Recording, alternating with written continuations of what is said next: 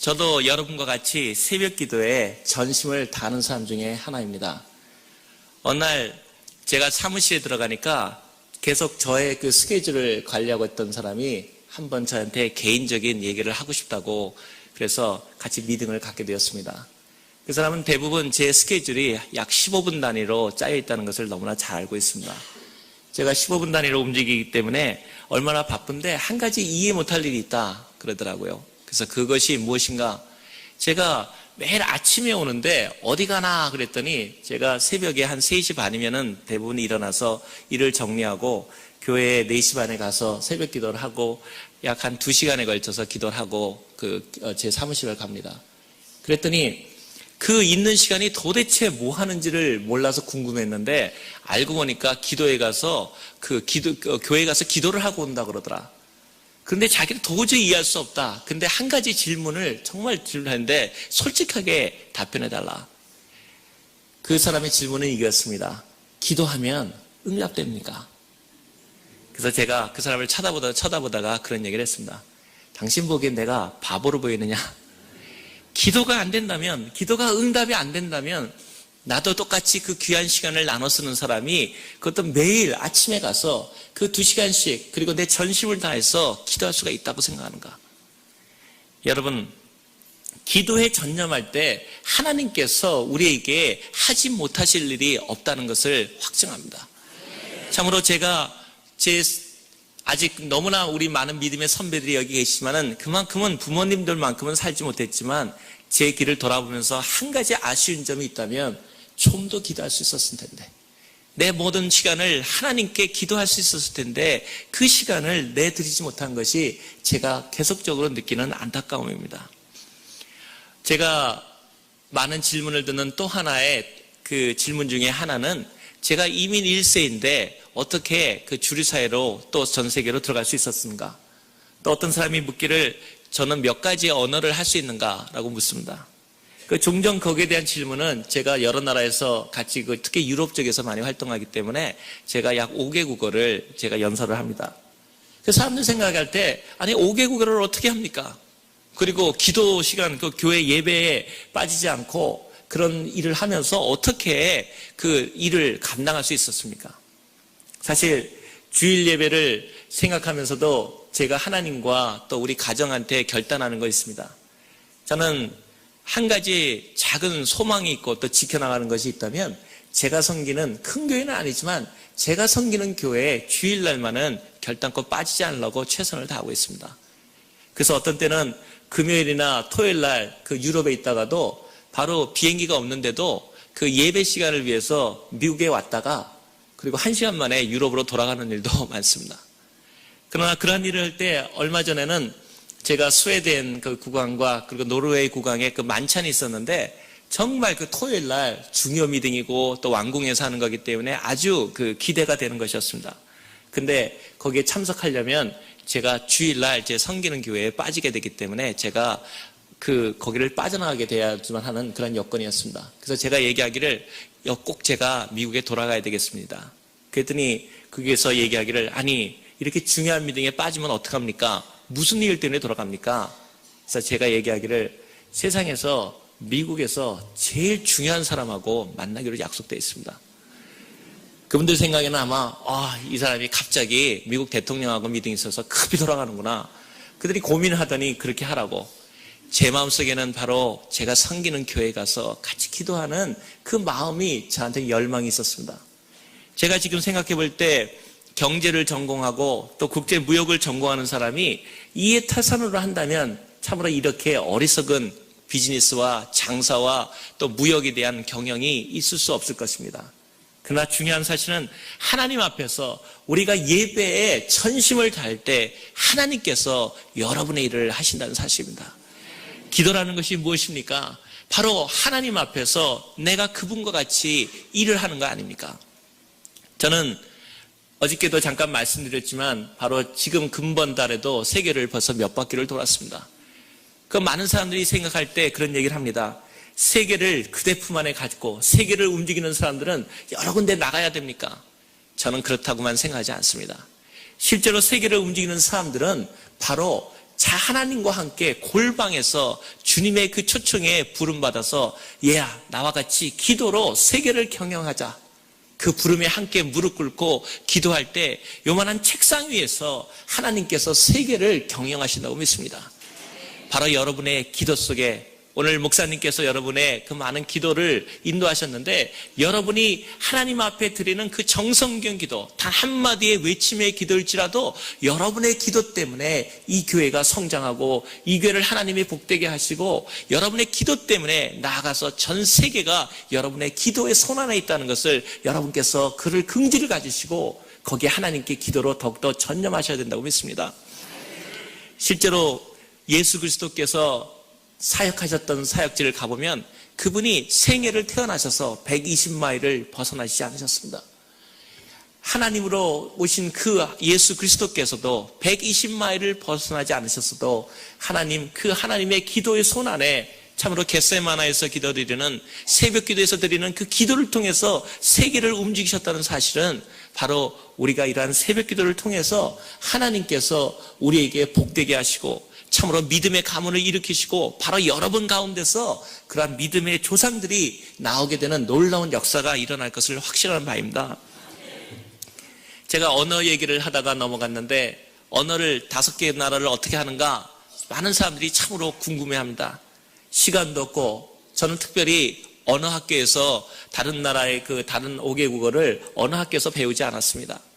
사람들이 계속적으로 질문합니다. 그런데 어떻게 그 다른 나라 말들을 그렇게 합니까? 제가 여러분에게 이 기도회에 새벽 기도에 나온 여러분에게만 비밀을 가르쳐 드리겠습니다. 중요한 사실은 우리가 어떤 얘기를 들었을 때 그걸 끝난다면 전혀 우리하고 상관없는 것입니다. 제가 어저께도 말씀드렸지만 세상에 위대하고 유명하고 재산 많고 학식 많은 사람은 참으로 텔레비전에도 많고 책에도 많고 수많은 사람이 있습니다. 그러나 여러분 우리가 성경에 오늘 읽었던 다니엘도 한만 유명한 사람이라고 하지만 여러분이 유대에 가보신 분들은 알겠지만 조그만 지역에 한 조그만 재상에 지나지 않았습니다. 그런데 중요한 사실은 세상에 수많은 위대한 사람들이 있어도 하나님하고 관계가 없다는 사실입니다.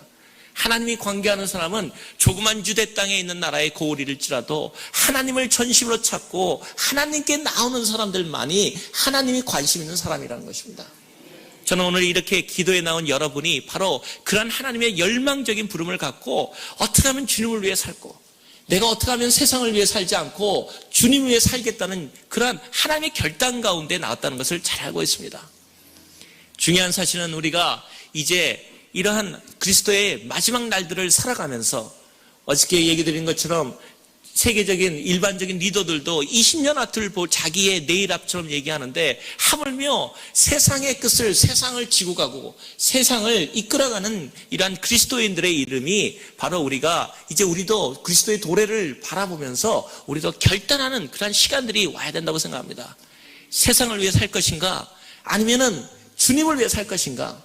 아니면 주님을 의뢰할 것인가? 아니면 세상의 돈과 명예와 우리가 갖고 있는 그런 학식을 의존할 것인가? 많은 사람들이 제가 하는 얘기에 대해서 어떤 세상적인 무역과 경제와 그러한 재정 얘기를 들으시려고 기도에 오신 분은 한 분도 없다고 생각합니다. 많은 분들이 제가 이곳에 있으면은 전 세계에 돌아가고 유명한 사람들이 만나는 얘기를 하고 그걸 원하지만 실제적으로 중요한 것은 천무하게 그것은 우리하고 관계가 없고 중요한 사실은 하나님 앞에서 내가 기도하고 우리가 같이 기도하면 세상이 변화된다는 사실을 고백하는 것입니다. 오늘 이 자리에서 새벽 기도를 맞으면서 정말 우리가 다니엘과 같이 결단할 때가 됐습니다. 세상을 따라갈 것인가?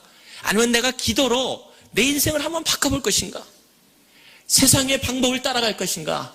아니면 기도로 하나님께서 나에게 역사하신 것을 내가 볼 것인가? 그것이 우리 앞에 나 있는 당면 과제입니다. 새벽 기도를 하면서 제가 느끼는 그런 언어 관계는 생각해 보니까 시간이 너무 부족합니다. 제 자신도 볼 때 도대체 공부할 시간이 없고 어떻게 하면 좋을까?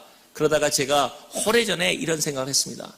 하나님, 저는 미국에 와서도 영어가 제 언어권이 아니고 제가 할 수 있는 언어가 아닙니다. 거기다가 여러 나라 말을 해야 됩니다. 어떻게 하면 좋습니까? 제가 기도했습니다. 그래서 저는 그런 기도를 했습니다. 하나님이 성령님께서 오셔서 탁 안수하면 눈이 번쩍 띄어가지고 말이 줄줄줄, 성경에도 그런 기절이 있더라고요. 하나님 성령이 오니까 방언에 취한 것처럼 얘기를 하더라.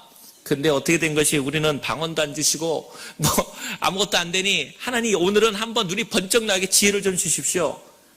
그래서 제 마음속에 하나님께서 이렇게 말씀하신 것을 느꼈습니다. 얘야, 그럼 네가 그 나라 말로 기도하면 되지 않니?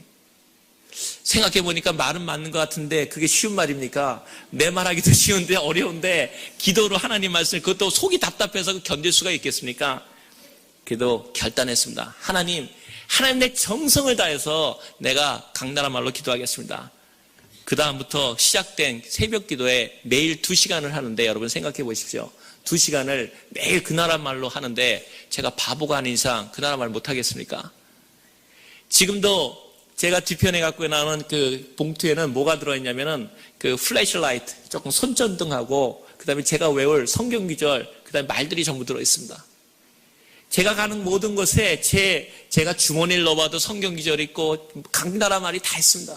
그래서 제가 그거를 택시를 기다릴 때나 혹은 직원을 기다릴 때나 뭐 할 때는 꺼내놓고 무조건 외우는 겁니다. 하나님께서 약속하지 않으셨습니까? 내 입에 하나님의 말씀을 띄지 마라. 그리하면 내 길이 형통하리라.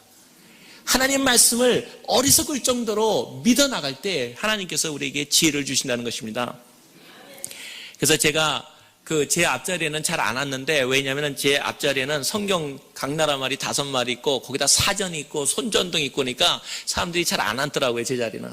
그런데 어느 날 제가 기도를 하니까 한 할머님 권사님께서 저에게 다가오더니 어떤 말씀을 하시면, 참 은혜 받았습니다.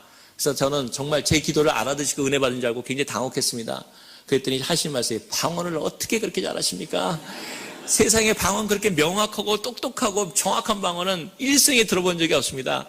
그래서 제가 속으로 생각했습니다. 참, 방언 내가 5개 나라 말로 하는구나. 느끼는 것은 여기 젊은이들에게 도전하기를 원합니다.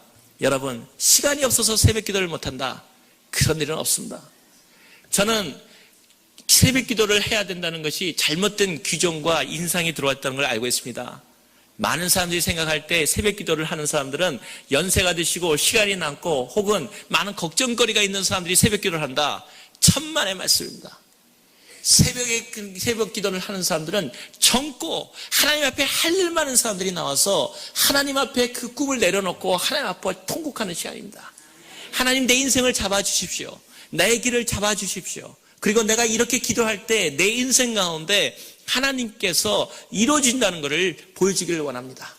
그래서 저는 많은 고등학생들이라든가 많은 분들한테 이런 얘기를 합니다. 한국에서나 마찬가지로 공부할 시간이 없다. 안 되면 수학 공식을 갖고 그거를 외우면서라도 기도하라. 수학 공식조차도 하나님 앞에 기도 정 안 되면 새벽 기도에 와서 졸면서 자면서라도 기도하라. 심지어는 아파서 누워있어도 교회에 와서 누워있어라. 뭐냐면 우리의 삶이 하나님 앞에 달려있기 때문입니다. 여러분이 그러한 삶을 갖고 새벽 기도와 거기에 전념을 한다면 여러분의 삶은 변하지 않을 삶이 없고, 참으로 단언컨대 그래도 하나님 앞에서 응답을 못 받았다면, 어떤 사람이 재정을 기도라도 응답을 못 받았다면, 새벽 기도를 해서 못 받았다면 참으로 제가 물어드리고 싶을 마음도 있습니다. 그런 일은 없습니다. 하나님께서 기도해서 응답받지 못했다. 하나님, 그런 사람은 특별히 은혜 받고 위대한 사람이 아닌 이상, 근데 저는 특별히 여러분 가운데 위대한 사람이 그렇게 많지 않다고 생각합니다. 저도 특별히 위대한 사람이 아니기 때문에 다놓고 얘기합니다. 여러분이 아주 특별하고 예레미야처럼 눈물의 애가를 쓸 수밖에 없는 사람이라면 혹시 기도가 응답이 안 올지도 모르겠습니다.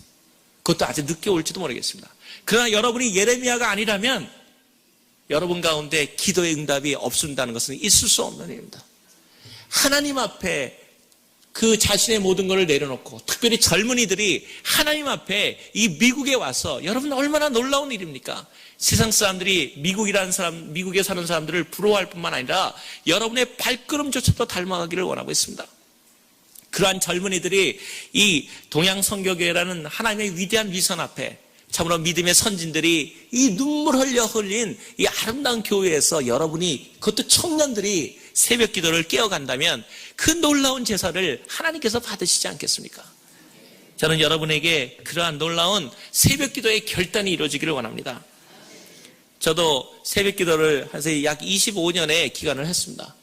더군다나 금요일 날은 철야를 하는데, 제가 철야를 해도 우리 어저께도 한국에서 같이 신앙생활 하던 몇 분을 만났는데 그 청년들이 전부 다 선교사가 됐습니다. 그런데 하나님께서 저는 너무너무나 그 자격 부달로 저는 늘 생각하기를 실격당한 선교사라고 생각합니다.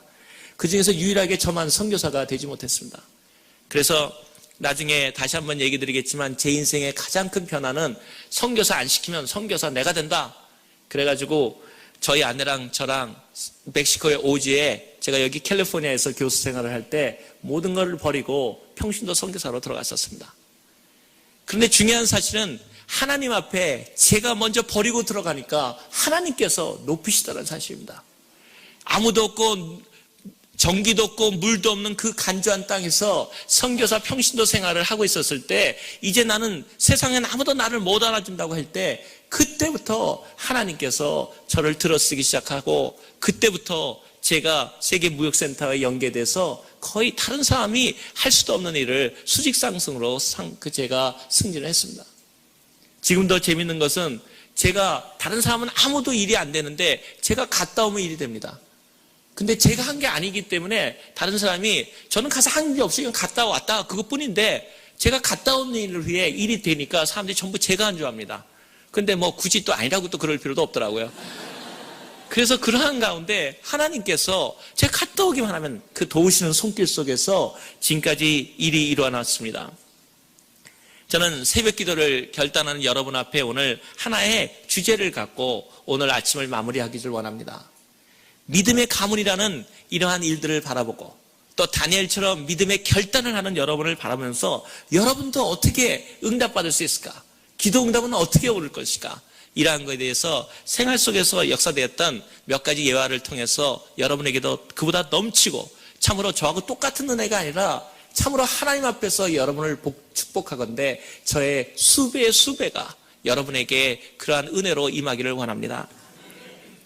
저는 저희 아버님이 한 분 계시는데 기도 응답을 늦었다 생각하면 저희 아버님 생각합니다. 여러분, 저희 아버님은 예수님을 참 빨리 믿으셔서 방년 85세에 예수 믿으셨습니다. 꽃방자, 꽃 같은 나이 85세이십니다. 저희 아버님 진짜 예수 믿기 힘든 분이었습니다. 저희 집안이 4대에 걸친 믿음의 집안입니다. 그런데 외아들인 아버님이 제일 믿음이 없던 겁니다. 그리 얼마나 저희 할머님이나 마음이 기도하셨겠습니까?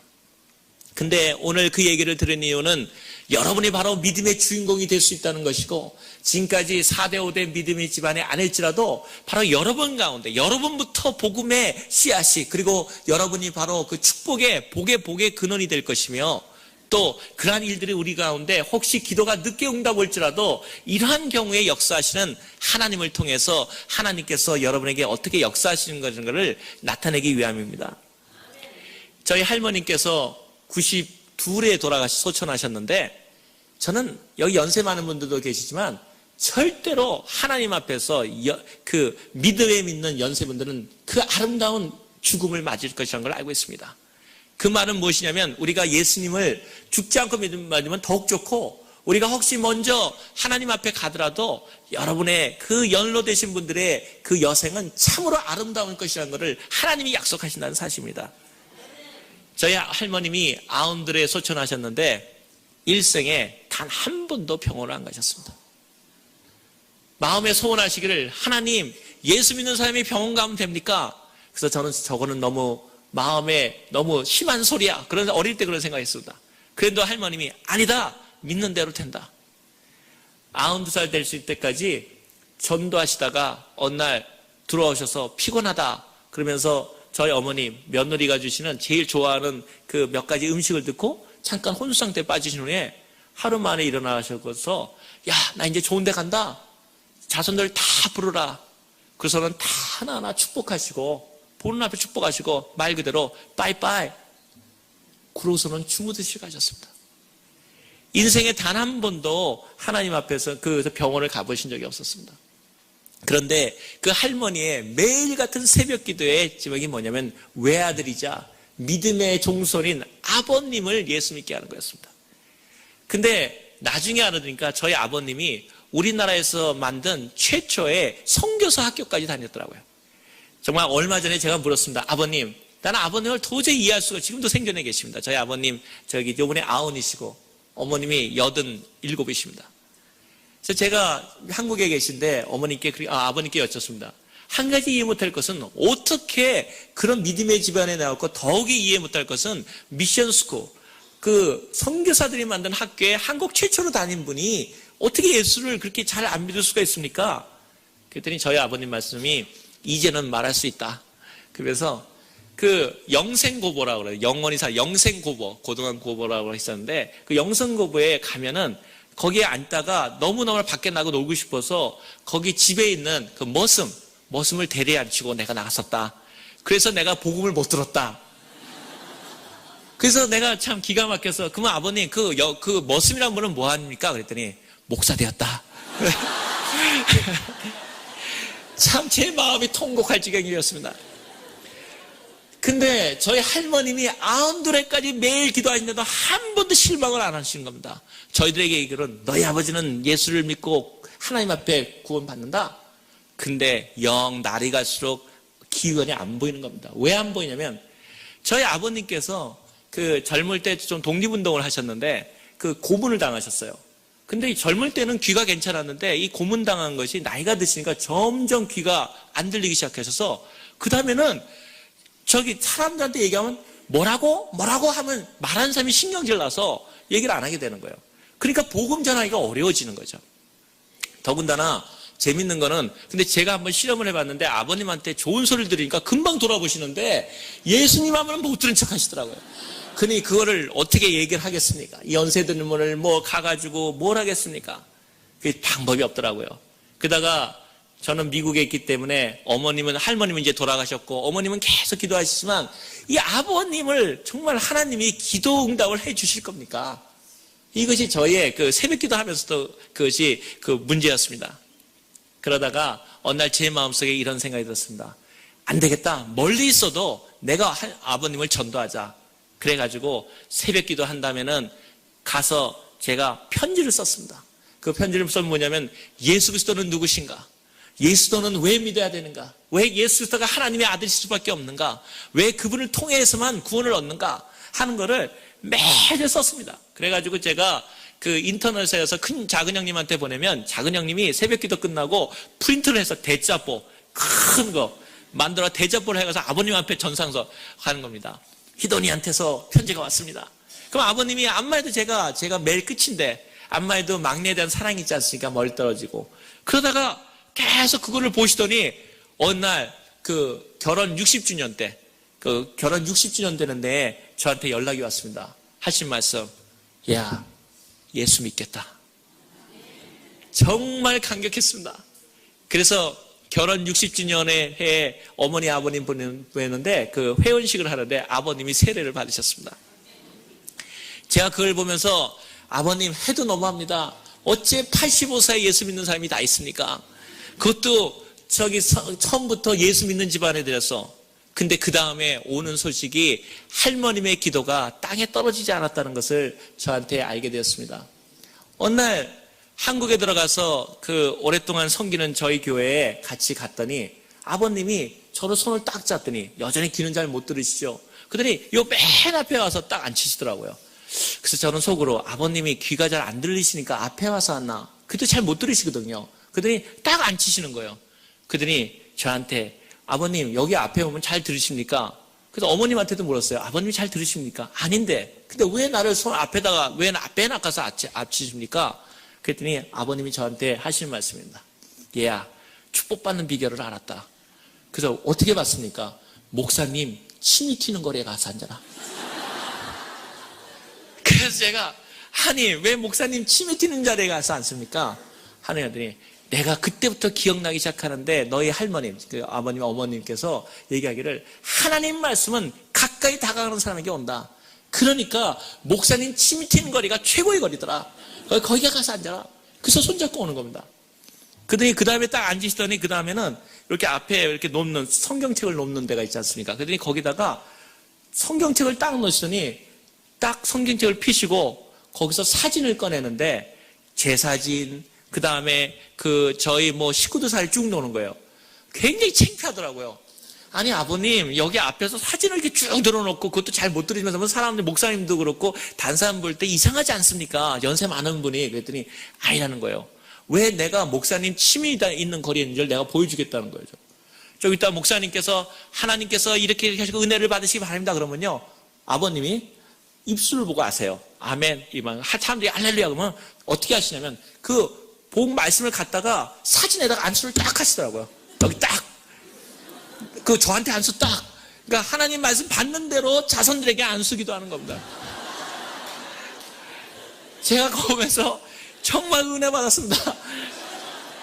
여러분, 아버님께서 전에는 그랬지만 이제는 자손에 대한 믿음의 감을 이끌어야겠다.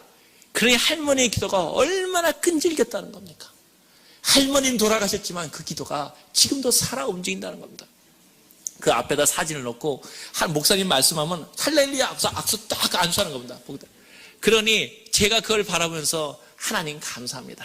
그래서 여기 있는 많은 연로하신 분들이 지금부터 할 일이 많은 겁니다. 여러분의 기도를 통해서 우리 연로하신 분들이지만 여러분의 기도를 통해서 자손들이 참으로 장성하고 복되게 될 것을 믿습니다. 저희 아버님께 얘기를 하나만 더 하자면은 그러더니 아버님이 못 들어오시니까 이제 다른 사람 얘기를 잘 못 듣는데 어느 날 저희 어머니한테 한 동창회에서 전화가 왔답니다. 저희 아버님이 일본 법대를 나오셨는데 전부 다 저기 일본에서 공부하시는 분들 그 나이 또래 생존한 분도 별로 없지만 그 당시에 전부 자기가 최고라고 생각하는 사람들 아닙니까? 전부 모여 앉았는데 하루는 거기 동창회장 된다는 분이 저희 어머니한테 전화가 왔답니다. 하시는 말씀, 요새 이동지, 그러니까 그때분은 동지라고 부르지 않습니까? 동네 분들 하면 이동지한테 무슨 일이 생긴지 요새 목사 됐어요 그러더래요. 그래서 저희 어머님이 아니 무슨 얘기인지 잘 모르겠습니다. 그랬더니 설명인즉은 동창회를 가서 전부 다 연세만들들이 술도 놓고 딱 그러는데 얘기를 이제 전부 모였으니까 회장도 얘기 한마디 하고 전부 얘기할 거 아닙니까? 근데 저희 아버님 일어나셔서 잠깐 그런다는 겁니다. 그래서 이동지 하는 말이 뭐냐면은 나는 사람들이 자기 말을 먼저 듣고 믿음을 하자 그런데요. 그럼 이동지 다음에 하라 그러면요. 나는 그런 소리 안 들려. 귀가 안 들리니까. 당신 말해봤자 나는 안 들리니까 내 말부터 먼저 들으라 그런데요. 그래 할 수 없어서 전부 다 앉아있으면 그때부터 제가 쏟아보낸 예수 그리스도는 누구신가부터 읽기 시작하는 겁니다. 독립신앙에 있듯이 예수 그리스도는 누구신가? 왜 예수 그리스도를 믿어야 되는가? 하나님은 하냐? 그러면 동지 그만하세요. 그러면 안 들리니까 듣지도 않는데요. 끝까지 다 하고 그것도 아멘까지 받아야지 않는다는 거예요. 그러면서 저희 어머니한테 이동지한테 무슨 일이 생겼냐 이렇게 얘기가 나오는 거죠.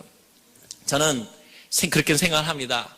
하나님에 대한 믿음은 제가 오늘 얘기 드리는 것은 바로 할머니의 기도가 떨어진 것 같아도 돌아가셨을 때 하나님의 기도가 응답하느냐 안 가도 하나님은 결단코 응답하신다는 겁니다.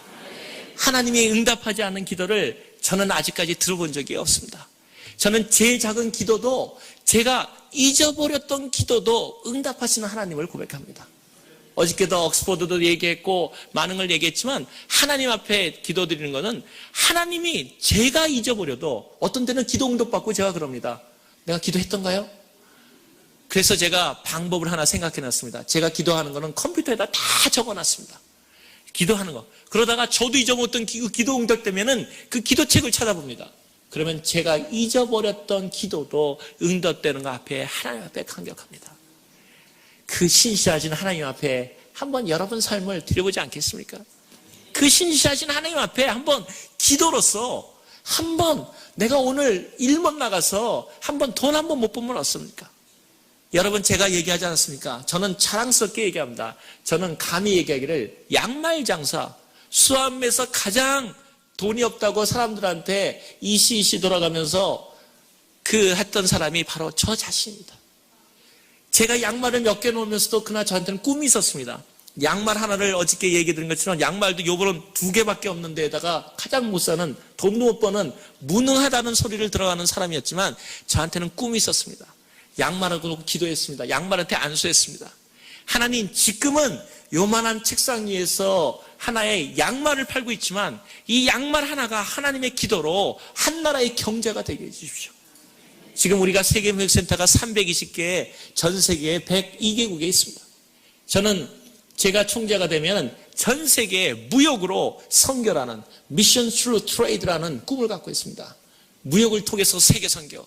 그것이 제 인생의 목적이고 제 기도의 제목이고 제가 왜 이곳에 일하는 이유입니다. 많은 분들이 그 얘기할 때 저희 세계무역센터 무너졌을 때도 마찬가지고 제가 아침에 들어가면은 제일 먼저 하는 일이 있습니다. 제가 우리 총재님이 계시고 누구 있어도 먼저 그냥 눈인사만 하지 먼저 인사하지 않습니다. 뭐 하냐면은 제 방에 들어가서 무역센터 무너진 세계무역센터도 많아가지고 제가 반드시 무릎 꿇고 기도합니다. 그냥 기도하는 게 아니라 내가 양복을 입었던 내가 옷이 구겨지던 더러움을 다 상관없이 그 그리스도 앞에 내가 무릎을 꿇습니다. 이유는 하나입니다. 주님, 내가 왜 누구를 위해서 일하는지 알게 해주십시오. 내가 무엇을 하는지 알게 해주십시오. 내가 이곳에서 하는지를 확실히 깨닫고 움직이게 해주십시오. 그 다음에 제가 저희 총재님을 만나러 가면 저희 총재님이 저한테 그러십니다. 너희 버스, 너희 상관한테 보고하고 왔냐? 저희 총재님은 참 재밌는 분입니다. 전 세계에서 가장 영향력 있는 경제인 중에 하나이고 우리가 농담으로 얘기할 때 공식적으로만 결혼도 5번 하시고 지금도 계속적으로 결혼하고 계시고 그래서 제가 도저히 이해가 안 되는 분입니다. 그리고 저기 교황을 한번 뵙고 오면은 1년 동안 교회 안 가도 된다 그러고 제가 이분 때문에 아주 새벽 기도 우리 아버님 같이 기도하는 분입니다. 이분이. 그리고 미국에서는 최연소 항만청장이 돼서 세계무역센터를 직접 락커펠러와 계쳤던 전설적인 사람입니다. 근데 그분이 저를 바라보면 늘 그럽니다. 세상 사람들은 다 나한테 부럽게 생각하고 다 나한테 오면은 정말 뭔가를 얻어내려고 그러고 굽시는 그러는데 너는 나를 늘 불쌍한 눈초리를 쳐다본대요. 그래서 내가 언제 불쌍한 눈초리 쳐다봤습니까? 그러면 나는 안 돼. 네가 눈초리가 참 불쌍한 것. 그러고 쳐다본다는 거예요. 그러면서 무역센터가 무너진 다음에도 저한테 와서 그런 고백을 하더라고요. 같이 살아났는데 저희 총재님이 나는 어떤 사람이 나를 위해서 기도하는 걸 알고 있다.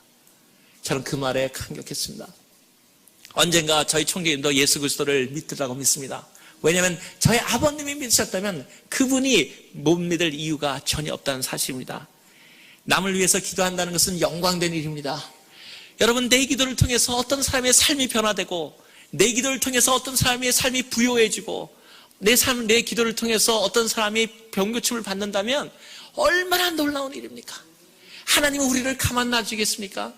여러분, 우리에게 그런 늘 얘기를 하지 않습니까? 선물을 주면서 선물 껍질만 주는 사람이 있습니까? 다른 사람에게 축복하시는 분이 여러분을 축복 안 하시겠습니까?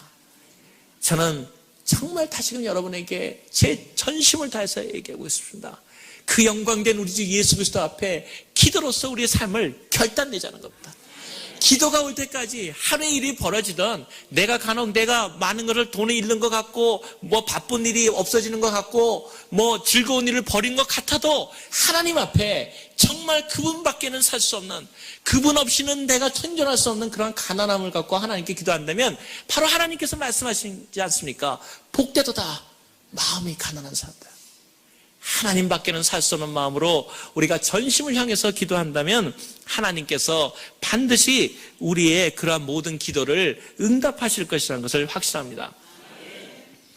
제가 이러한 세상적인 일을 하고 또 이렇게 기도에 있는 많은 청년들을 바라보면은 많은 분들이 저한테 그런 얘기를, 어저께도 그런 얘기를 잠깐 들었습니다. 목사님 하실 겁니까? 제가 거기에 대해서 정말 믿음의 가문이란 통해서 제가 목사님과 또 다 하나님의 장로님들도 다 그 하나님의 똑같은 믿음의 형제들이고 사역자고 대제사장들이지만 그래도 저는 저희 집안에는 간절한 소망이 있었습니다. 불행한지 창피한지 참 자랑스러운 얘기는 아닌데 4대에 걸쳐, 저희까지 이제 애들과 5대에 걸쳐 가는 믿음인데 목사님이 단 한 분도 못 나왔습니다. 저는 그거에 대해서 늘 우리 할머님께서 늘 마음에 그 부담을 가지고 있었던 걸 압니다. 그래가지고 제가 지금도 기억하는 새벽 기도는 할머님이 4시 정도만 깨면은 저희가 아들이 셋이었는데 저희 대안에 형님, 저 둥간 저희가 있었는데 날마다 저희한테 와서 안수기도 합니다. 얘들 목사 되게 해달라고. 그러면 저는 그 잠결에 우리는 목사 돼야 되는 거구나.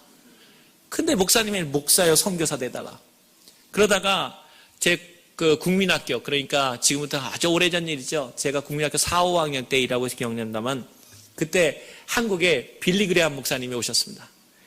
여기 계신 분이 혹시 기억하실지 모르겠지만 여의도 광장에서 한국의 대폭발적인 그러한 선교 복음 운동이 일어났었죠. 그 빌리 그레함 목사님이 오셨는데 저희 할머님이 들으셨어요. 그런 다음에 가만히 보니까 첫째도 좀 어렵고 둘째도 없다니까 이제 셋째 이제 저한테 기도를 거신 다음에 저희 어머님을 불러놓고 간절히 기도하신 다음에 제가 직접 저희 어머니한테 한 얘기를 들었습니다. 오늘 빌리 그레함 목사님 마지막 결단이 있는데 여의도에 얘를 데려가라. 데려가가지고 목사님하고 선교사 세계 선교를 한다는데 반드시 목사 안수 받고 그리고 선교사들 안수 받고 와라. 그러니까 먼저 가서 맨 앞자리 가서 앉아라. 그래가지고 어머니는 그 위대한 사명을 가지시고 저를 데리시고 가는데 사람이 워낙 많이 오니까 막 수십만이 모이니까 걸어서 여의도 딸이라는 거 어릴 때 기억에 건너가지고 그 넓은 여의도에 하는데 맨 앞에 와서 앉았습니다. 때만 되면 이제 저기 목사님들의 그 빌리 그레함 목사님의 부름에 일어나서 안수받고 그 다음에 이제 나는 이제 목사 선교사 되겠다. 근데 기억하실지 모르겠지만 그날 비가 많이 왔었습니다. 부슬부슬 비가 오는데 제가 맨 앞에 있는데 참 신기하더라고요. 그 그때 눈이 파란 분이 막 여러 얘기하니까 키가 조그만 한국 목사님이 한 분 계신 것 같은데 그분이 또 막 유창한 말로 전합니다. 그런데 거기에 또 한 분의 설교자가 있었습니다. 누구였냐면 제가 앉았던 바로 옆에 시골에서 갓 올라온 제가 그렇게 딱 막 이렇게 옷도 지저분하게 입었는데 러닝 사진을 입었는데 농아학교 말을 못하는 그 한 20, 30명의 학생들을 오는 시골 농아학교 선생님이 그 앞에 서서 빌리 그레함 목사님이 말씀하신 것을 한국말로 전달되면 그걸 다시 수화로 그 농아들한테 그 얘기를 전해주고 있는 사실이었습니다. 근데 이 시골 농아학교 선생님인 것 같은데 비가 부슬부슬 오기 시작하니까 글쎄 여기 그 러닝 셔츠밖에 안 입었는데 거기에 그 비가 많은데 어떻게 열정적으로 하든지 제가 제일 좋아하는 만두 생각나게 거기서 무럭무럭 김이 나는 겁니다. 그러면서 얼마나 열정적으로 제가 지금도 잊지 못하는 그러한 열정적인 설교는 내가 알아들 수는 없었지만 그 한국말을 통해서 얘기를 비교는 됐겠지만 그 열정적으로 수화로 어린아이에게 전했던 그 수화 선생님을 기억합니다. 근데 그 앞에서 막 수화로 하는데 거기에 감동을 받았습니다. 멋있다. 그러다가 시간이 흐르기 시작하고 드디어 빌리 그레함 목사님께서 세계 선교를 위해서 목사여 선교사라는 한 사람이 일어나십시오. 그러니까 3단계로 거쳐지 않습니까? 통역되고. 그래서 거기에 정신 빠져 있는데 두 번째 질문이 한 사람 다 일어난 다음에 그 다음에 얘기합니다. 이번에는 선교를 도울 사람도 일어나십시오. 근데 저는 그거 보다가 시간이 지척되니까 목사에 일어나라 그랬는데 선교사 돕는 그 시간이 들어가지고 놀라가지고 일어났습니다. 딱 일어나니까 앞에 목사님들이 쫙 서 계시더라고요. 그런데 보니까 딱 일어났는데 선교사 돕는 자 아는 사람 중에 맨 조그만 어린아이가 발뜩 그것도 확신감 있게 일어나니까 은혜 받으셨는지 한 목사님도 아니고 여러 목사님 저한테 확 달려들더니 안수를 하는 겁니다. 그러면서 뭐라고 안사하면 선교사를 돕는 사람이 되게 해주십시오. 선교를 갖다가 앞으로 하나님께 하는 선교를 돕는 위대한 그리스도의 사람이 되게 해주십시오. 전 속으로 나 목사 돼야 되는데 나 선교사 돼야 되는데 이 말 들리지도 않고 그냥 안수해가지고 지금도 생각하기에 제가 안수 잘못 못 받아가지고 목사 못했습니다. 그래서 제가 지금도 그 어떤 유명한 분이 안수해도 제가 잠깐 그럽니다. 그때 어리게 생각나서. 그래서 여러분이 섬기시는 교회에 사랑하는 우리 담임 목사님과 사랑하는 우리 교육자분들에게 안수받을 수 있다는 것은 영광 중에 영광이고 기쁨 중에 기쁨입니다. 왜냐하면 여러분을 위해서 밤낮으로 기도하는 그 기도가 여러분의 삶을 너무나 잘 알고 있는 그분이 기도하는 그 기도에는 실수가 없으십니다. 하물며 하나님께서 그래서 새벽 기도에 나오는 여러분은 복되고 복되다는 얘기입니다.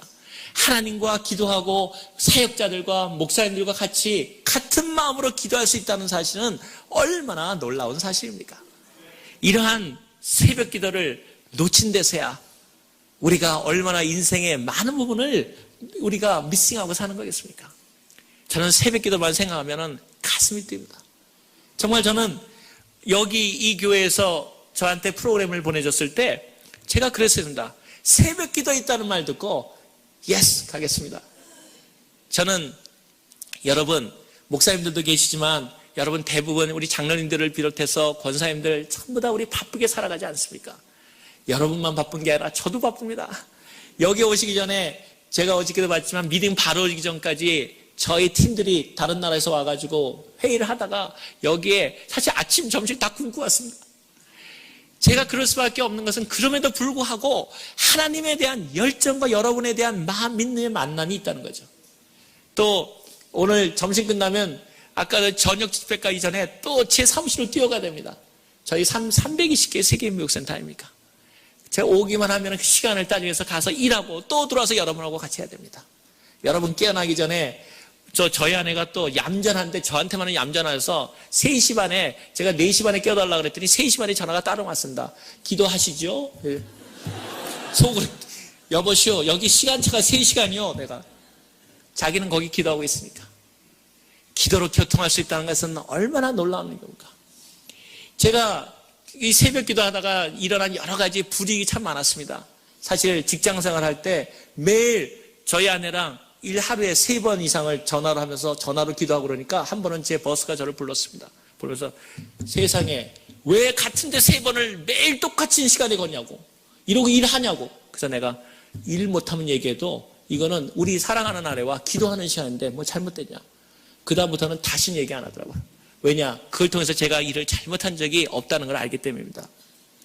여러분도 바쁘고 저희도 바쁩니다. 그러나 더 바쁜 일이 있습니다. 기도하지 않고는 움직이지 않습니다. 또 행동 없는 기도는 하지 않습니다. 여러분 새벽 기도에 여러분의 삶을 바치고 와서 여러분의 삶이 잘못된 사람이 있다면 다시건대 하나님 앞에서 말씀드리건대 단 한 사람도 여러분 앞에서 그러한 일들이 하나님께서 응답하지 않을 수 없다는 사실을 말씀드립니다. 끝으로 저희 그 믿음의 가문에 대한 마지막 에피소드를 얘기 드리고 끝내려고 합니다. 여러분 여기 저희 어머님 얘기를 하다가 믿음의 가문 얘기를 하다가 저는 어떤 믿음의 사람이 잘 살았다 뭘 살았다 그런 얘기를 하려는 것이 아니라 하나님 믿음의 사람들이 어떻게 살아갈 수 있는가. 제가 60주년 때에는 부모님의 그 생애를 통해서 저희가 아버님이 세례를 받으셨다는 얘기를 했는데 금년이 저희 부모님 결혼 65주년입니다. 참으로 90세와 80 한국 나이로 88 그러니까 2살 차이시니까 참 어려운 그러한 생활이지. 그 어려운 일이죠. 근데 여러분 놀라운 일 있지 않습니까? 하나님 믿는 집안에는 저희 집안에 단 한 사람도 어린 자손까지도 먼저 다친 사람도 없고 먼저 죽은 사람도 없고 아이가 없는 사람, 아이가 없어도 은혜지만 아무튼 그분들이 생각할 때 결혼하는 사람도 없고 이혼한 사람도 없고 단 한 사람도 하나님 생각에서 모두에서 한 사람도 세상적으로 벗어나는 사실이 없다는 사실입니다. 왜 많은 형제들이 있는데 어려움이 없겠습니까? 어떤 형제는 일이 나오고 어떤 사람은 철도 나오고. 그런데 중요한 사실은 믿음의 부모의 눈물의 기도가 있는 믿음의 부모의 자식은 결단코 망하지 않는다는 사실입니다. 저는 생활을 하면서 제가 유학생활을 하면서 얼마나 어려웠겠습니까? 정말 양말 장사하면서 돈 한 푼 저는 한국에서 $1도 받아보지 못했습니다.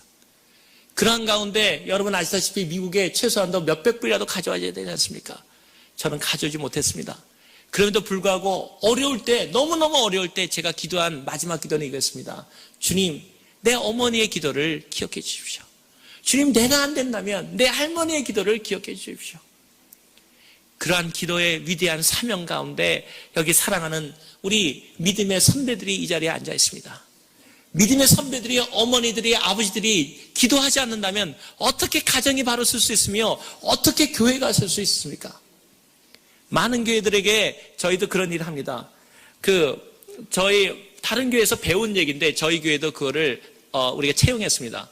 회의를 하자 우리 그런 거 없습니다. 모든 것이 다 기도회입니다. 모이면 남성교회 그러면 첫 번에 와가지고 의논하는 자리가 아니라 무조건 기도합니다. 왜냐하면 기도보다 앞서는 행동은 반드시 하나님 뜻에서 벗어나기 때문입니다. 중요한 사실은 우리가 믿음의 사람들이 이곳에 와서 할 것은 모이면 기도하고 그분의 모이면 그 기도에 하나님 앞에 모든 것을 맡겨드리고 우리가 조금 손해보면 어떻습니까? 우리가 조금 세상적으로 볼 때 어리석어지면 어떻습니까? 중요한 사실은 하나님 앞에서 내가 기도하고 있는가? 그 사실이 우리의 삶을 이끌어간다는 사실입니다. 어머님 얘기를 하다가 제가 한두 달 전에 얘기를 끝으로 하려고 하는 것입니다. 그것은 제 사랑하는 어머니, 정말 제가 사랑하는 예수님 다음으로 존경한다는 어머니라고 생각했는데 한국에서 급전이 왔었습니다. 저희 형님한테 연락이 왔는데 어머님이 갑자기 이제 금년에 65주년인데 어머니 건강하셨는데 어머님이 갑자기 몸이 이상해서 병원에 가니까 췌장암, 암 3기다. 그렇게 연락이 왔었습니다. 제 마음에 드는 순간에 그거를 고칠 방법이 없는가? 그랬더니 연락이 계속 오는데 췌장뿐만 아니라 또 요새 제일 가는 간하고 그 췌장, 특히 그 한국의 그 여성분들이 거기가 그 뭐 무슨 관이 있는데 그 간하고 췌장 거의 관에 제일 많답니다. 여자가 남자들이 5배랍니다. 그때 이유를 알아보니까 남편들이 속속여서 그렇답니다. 진짜입니다.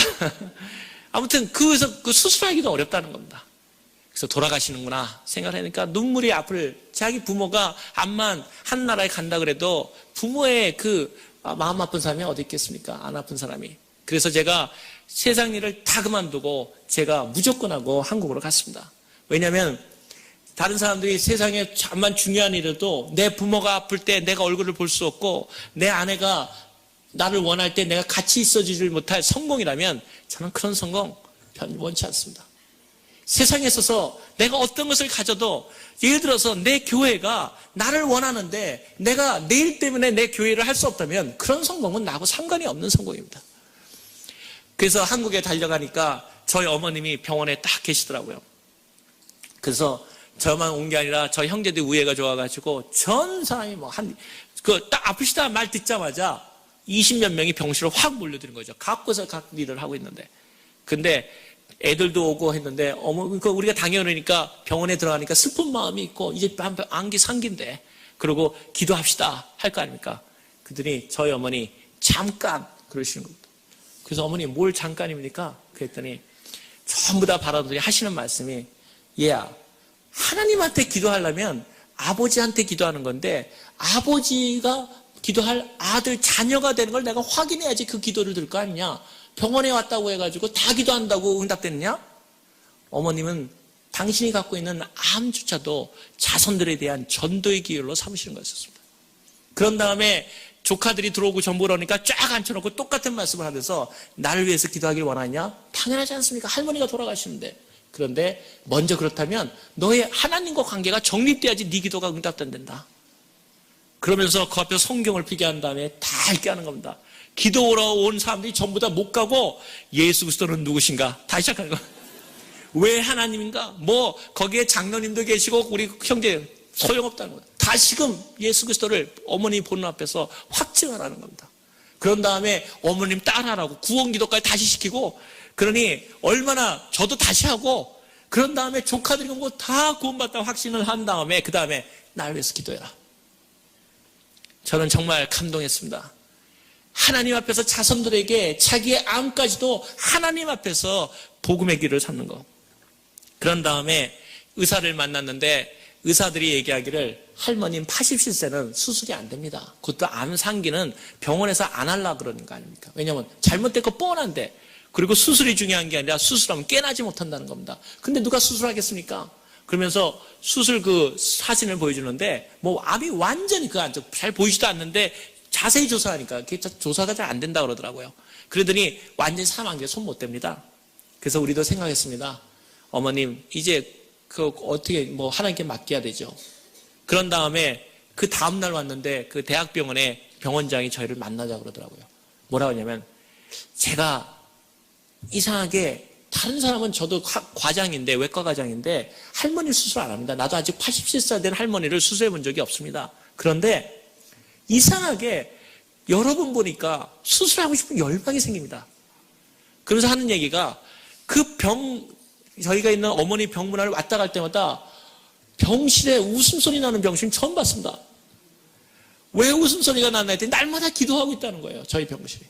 그래서 생각해서 자기도 의사로서 상당히 리스크가 있지만 한번 정말 가족들이 괜찮다 그러면 한번 해보지 않겠습니까? 참으로 결단이 필요한 시간이었습니다. 그래서 제가 저희 어머니한테 여쭙습니다. 어머니 어떻게 하시겠습니까? 그랬더니 어머니 나는 수술한다 그러더라고요. 그래서 제가 아들인데도 이런 얘기를 했습니다. 어머니 생명에 너무 연연하시는 거 아닙니까? 그러니까 저희 어머님이 그러시더라고요. 하나님 믿는 사람들은 죽을 때까지 최선을 다해서 삶을 살고, 내가 만약에 살아나지 않아도 은혜지만 살아난다면 많은 병에 있는 사람들이 얼마나 많이 위로를 받겠니? 거기 있는 사람들이 암 환자들인데, 다 암 환자들인데 내가 하나님 앞에서 일어날 수 있다는 걸 보여줄 수 있다면 이 사람들 얼마나 은혜를 받겠니? 그래서 어머님한테 좋습니다 어머니 하십시다. 그런 다음에 마침 그날이 제가 한국에 있었을 때 생일이었습니다. 그 다음에 저희가 어머니 앞에서 마지막 예배를 드렸습니다. 이제 깨어나지 못할 어머니를 바라보는데 정말 가슴이 아팠습니다. 근데 어머니한테 그랬습니다. 어머니 혹시 깨어나셔서 예수님 보시면 안부 전해 주십시오.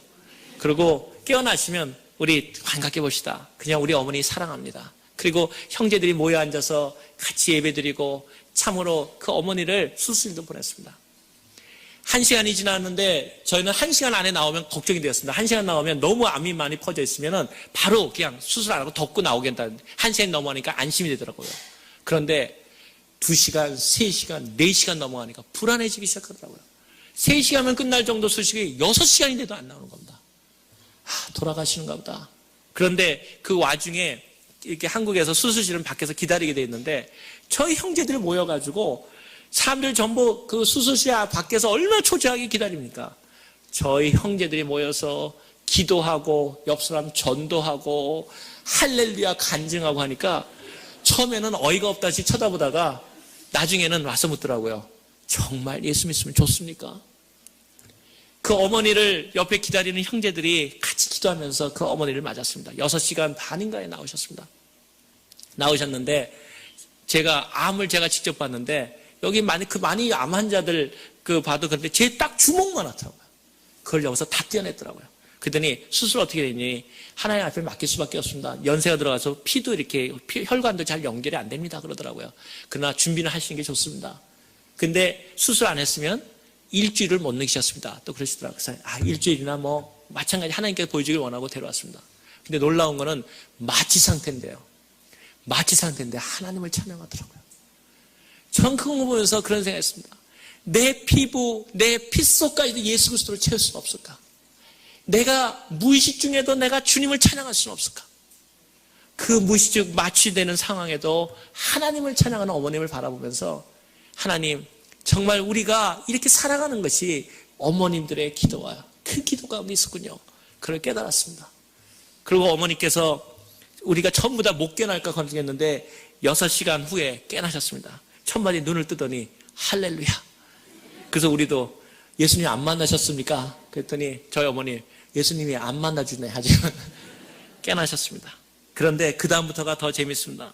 그 다음부터 형제들 불러더니 그 믿음의 치료를 하는데 그 다음에는 그거를 이겨나가는 과정이 하나님 앞에 그 얼마나 큰 수십입니까? 사람들이 다 할머니 돌아가신다는데 저희 그 병 방문 앞에 딱 쓰다 그러더라고요.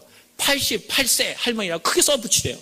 지나가는 사람들 보고 나가는 사람들 보고 그들이 나중에는 그 주변에 있는 사람들이 그 할머니한테 와서 기도받기 시작하고 같이 예수님 받기 시작하고 어머니는 예수 그리스도를 전하기 시작했습니다. 그러더니 어떤 식이 되냐면은 얼마 전에 제가 딱 여기 오기 전에 4일 전에 형님한테서 병 간호 입지를 받았습니다. 거기에 되니까 그 의사가 보낸 노트가 카피해서 왔더라고요. 거기 이렇게 써 있었습니다. 의학적으로 설명할 수 없고 병리학적으로 설명 안 되는 그 다음에 땡땡 치고 날라리 할머니. 그래서 제가 우리 어머니는 그렇게 막 얘기하고 그러시는데 왜 날라리냐 그랬더니 하도 즐겁게 노래하고 다녀가지고 저분이 암 환자야 저분이 그래가지고 그 병실에 온전히 하나님께 나간다는 거죠. 그래서 제가 어머님한테 다시 전화드렸습니다. 어머님이 항암 치료를 계속 나갔는데 머리도 빠지고 그래서 제가 어머니 그 항암 치료 힘들지 않으십니까? 항암 치료가 왜 안 힘들겠습니까? 또 어떤 분은 나이가 드시니까 항암 치료를 받지 말라 그럽니다. 그런데 들어갑니다. 근데 저희 어머니 말씀이 항암 치료하는 날이 완전히 축제 전도 분위기입니다. 왜냐면 오늘 가가지고 전도하러 간다. 그래가지고 그 암 환자실에 할머님이 가는 날이 완전히 전도의 날로 변하는 겁니다. 제가 이 어머니의 삶을 바라보면서 이번 65주년에 저희 7월에 들어갔는데 저희 가족이 이렇게 결단했습니다. 선교사를 보내자. 물론 각 가정에서 선교사를 보내지만 이번에 저희 가정에서 6형제인데 저희 집안이 다 한 가정이 한 선교사를 미국에 있는 CCC하고 같이 합력해서 12명의 선교사를 저희 가정이 풀타임으로 보냅니다. 약 25만 불을 대서 저희가 풀타임 선교사로서 12사명을 해서 6가정을 각 맡고 아이들은 사역, 선교사님의 사역을 맡고 새로운 가정 모델을 보여주기를 원하는 것이죠. 이번 65주년 결혼식에는 우리가 기념으로 이제 언제 우리 부모님 결혼식을 다시 보겠습니까?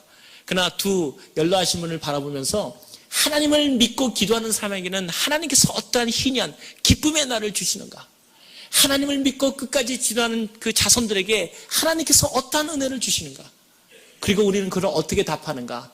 우리가 6가정, 12명의 선교사들을 풀타임으로 저희가 풀리 지원하고 그를 한국교회와 같이 선교사로 12명을 보내면서 하나님께 영광을 돌리기를 원하는 것입니다. 끝으로 저희 어머니의 그 믿음의 기도를 얘기하면서 제가 다시 여기 오기 전에 한국하고 저희는 매주 이렇게 전화하면서 기도하는데 어머님이 전화가 왔습니다. 그 부모님 날 아닙니까? 어머니 날. 그래서 전화가 왔는데 그랬더니 저희 아들, 딸 오라 그러더라고요. 전화로. 그래서 뭐 하냐 그랬더니 저는 여러 나라 말을 하지만 한국말이 전 세계에서 가장 아름다운 말 중에 하나라는 확신을 갖고 있기 때문에 집안에서는 영어를 절대로 안 쓰고 한국말을 합니다. 저희 아이들이 저보다 한국말 더 잘합니다. 그런데 동부에서는 그게 상당히 힘든 일입니다. 서부는 상당히 다양하게 돼 있지만 동부는 상당히 한국말을 잘 안 쓰거든요. 그런데 할머님이 그 아이들을 만난 다음에 하시는 말씀 보고 제가 정말 충격을 받았습니다. 저희 어머님이 저희 아들, 딸한테 하나하나 묻는다. 너희가 나를 위해서 기도해 줬지? 그러니까 저희 딸 아들이 말하기를 할머니 기도했습니다. 그러더니 할머니 계속 연속적으로 얘기하시더라고요. 내가 기도했기 때문에 내가 나았단다. 내가 어머님이 왜 이 얘기를 자꾸 계속 하시는가? 어머님이 하시고자 했던 것은 얘야, 너의 기도는 응답된다. 그 어린아이에 아직 할머니 미국에서 자라나서 아직 잘 모르지만 할머니 죽어간다고 하던 걸 우리 아빠가 그렇게 기도했었는데 내가 학교 갔다 왔다가 하면서 어떤 때는 건성으로 기도했을지도 모르는 그 기도도 하나님이 응답하시는구나. 그를 살아나신 할머님이 전화로 얘야, 내가 내 기도 때문에 살았단다. 기도에 고맙단다. 그때 저는 제 아들 눈에 맺히는 눈물을 보았습니다. 할머니를 잘 알지는 못했지만 하나님은 기도를 응답하시는구나. 그리고 아빠가 어머니에 대해서 기도하는 것을 본 아들이 나를 위해서 기도해 주지 않겠습니까? 아빠가 기도하는 어머니를 위해서 기도하는 아들을 갖고 있는 그 아버지를 바라보면서 제 아들은 저를 위해서 기도해 주지 않겠습니까?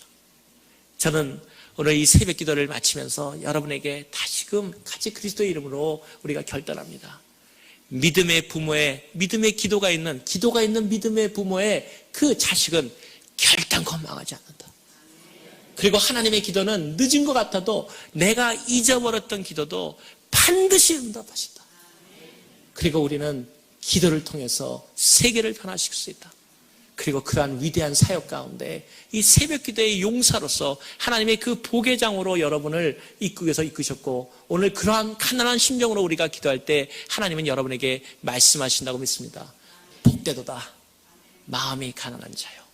그리고 복되도다 기도하는 자들에게 세상을 움직이는 하나님의 놀라운 권세가 우리에게 주어질 것을 믿습니다.